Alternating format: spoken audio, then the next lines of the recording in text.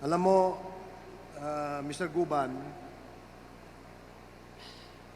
ang iyong affidavit ay maaari naming tanungin. Nang sa ganon, kung ito talaga ay ikaw ang gumawa at kung ito talaga ang katotohanan, lalabas naman po yan sa inyong mga sagot. Yes, Your Honor.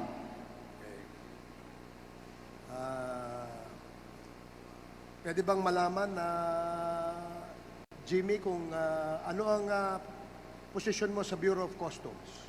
Ako po ay isang Intelligence Officer 1, as yun po yung item ko. But during the time, I was designated as the OIC Chief of the CIS, Customs Intelligence and Investigation Service, Port of Manila.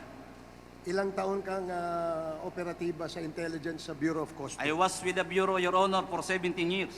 Hindi po ako umaalis as intelligence operator, intelligence operative. Pwede bang masabi mo sa committee ito, ano ang rason bakit ka nakakulong?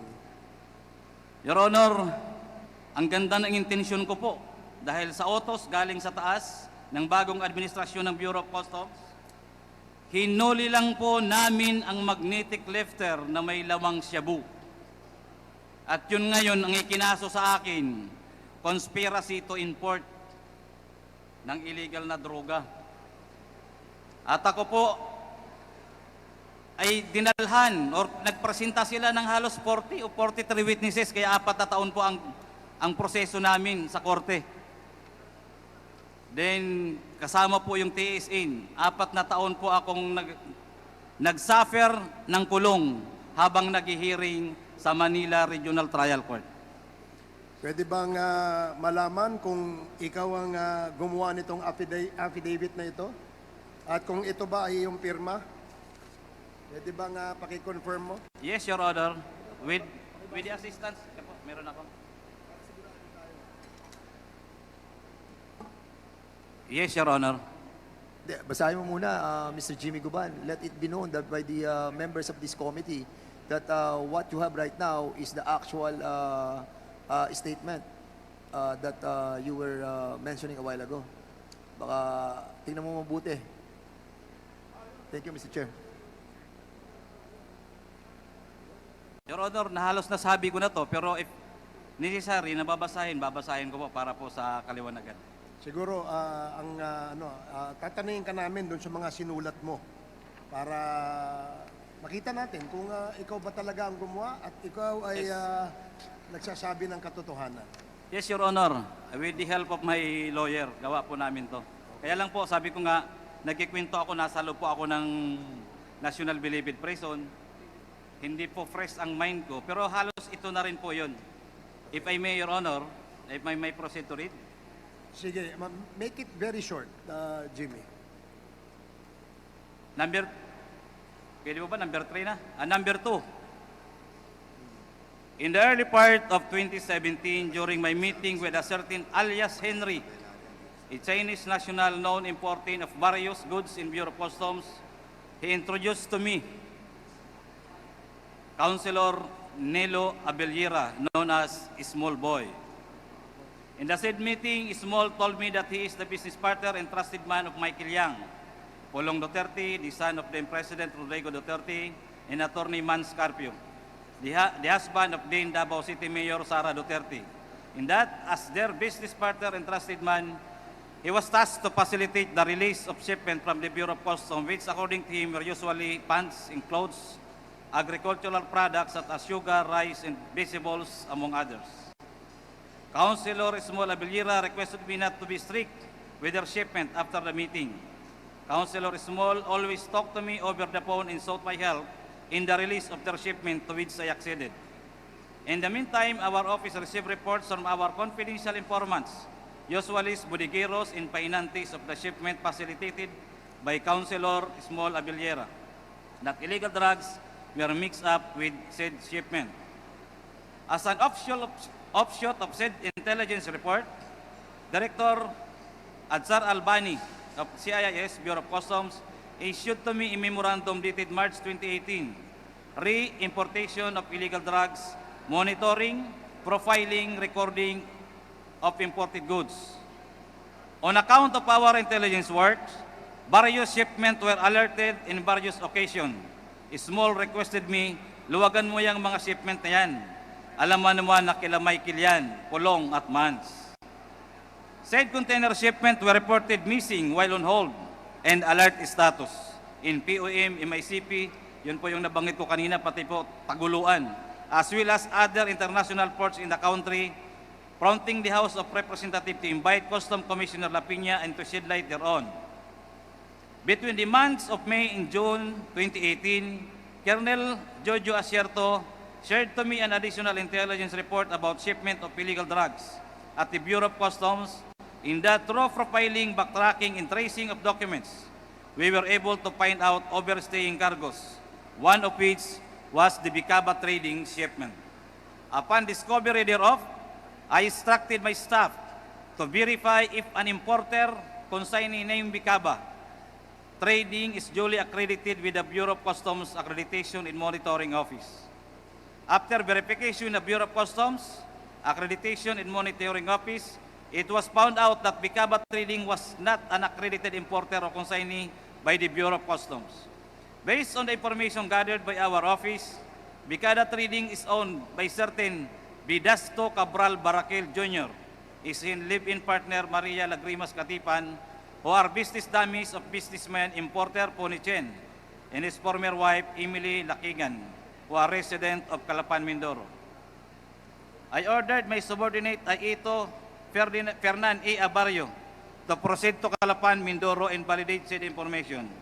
While in Mindoro, Aito Abarrio was able to meet Bidasto Cabral Baraquel Jr., Maria Lagrimas Katipan, Ponichen, and Emily Lakigan. During said meeting, Abarrio called me and asked me to talk to them by phone.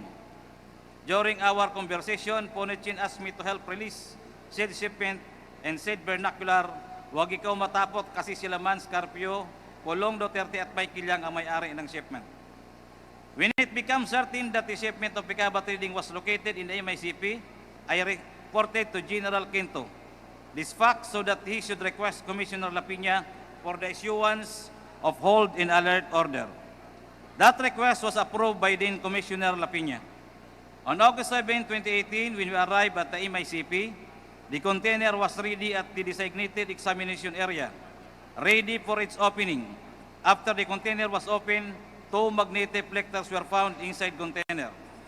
In the presence of PDEA headed by Regional Director Pajardo and BOC official including General Quinto, MICP District Collector Attorney Bakiran, MICP BOC personnel, the magnetic reflectors were forklifted and taken out from the container. It took some time, however, to open the magnetic reflectors, so I have to go back to Colonel Asierto to inform him about the difficulty in opening them. After a while, Colonel Asierto called me back and gave the instruction that details of which I also relayed to the PDEA agents in order for us to open these magnetic reflectors. In the afternoon of August 2018, Colonel Asierto arrived at MICP and conferred with Director General Aquino and Commissioner Lapina. After their meeting, I met them at the warehouse where the magnetic reflectors were opened. They congratulated each other for the accomplishment before presenting themselves to the media. Thereafter, the proper inventory and disposition of these drugs were undertaken.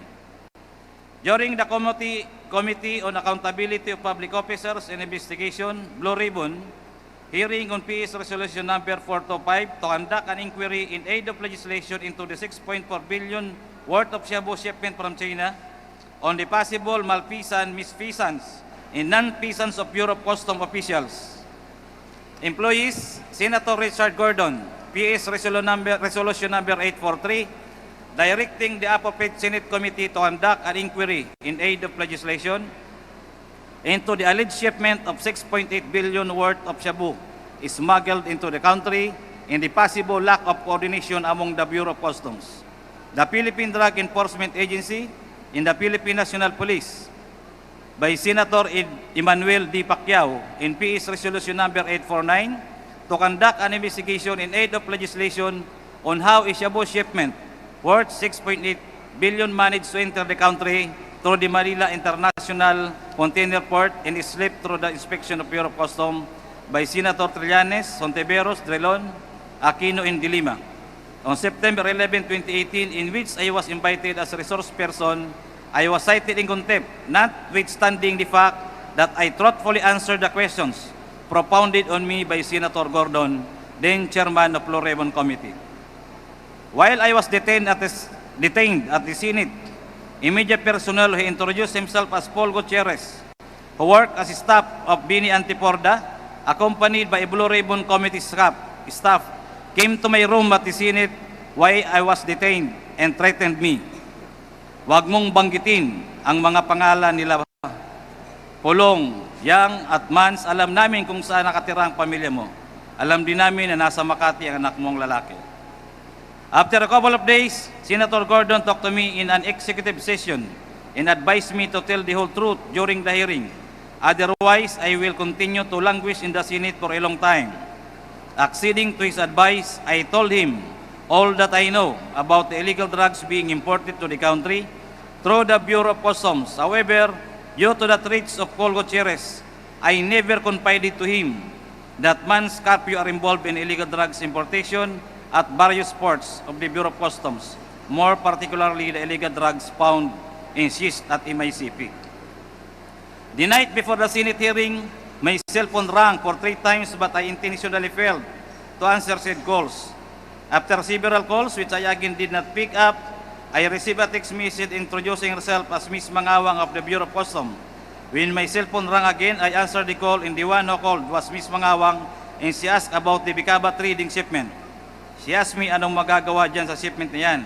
Kinaparing Bini Antiporda yan. I replied her, wala na akong magagawa, huli na yan.